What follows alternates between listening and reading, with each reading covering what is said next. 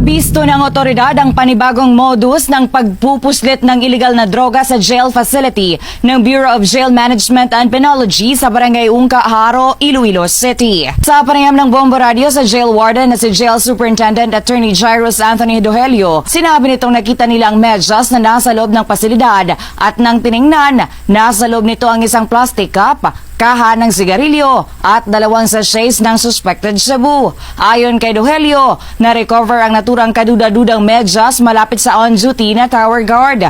Pinaniniwalaang sa likod na bahagi ng male dormitory, pumuwesto ang sinumang nagtapon ng suspected illegal drugs.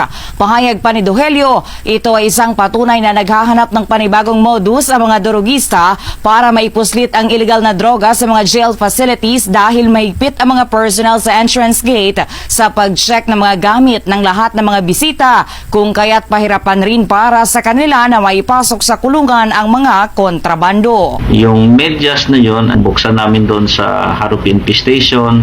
Yung mga bato na yon sa ilalim ay mayroong kaha ng sigarilyo at nakapaloob doon sa kaha ng sigarilyo may 2 plastic sachet na may lamang crystalline substance believed to be containing illegal drugs. Siyempre, we will have our continuing investigation at saka intensifying our intelligence operation para at least mamonitor natin. Si Jail Superintendent Attorney Jairus Anthony Dohelio. Para sa Bombo Network News mula sa Bombo Radio Iloilo, ako si Bombo Gisa Padios para sa #1 and most trusted radio network in the country.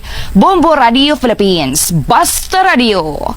Bombo! Thanks for watching Part Neil TV channel. Please subscribe my YouTube channel.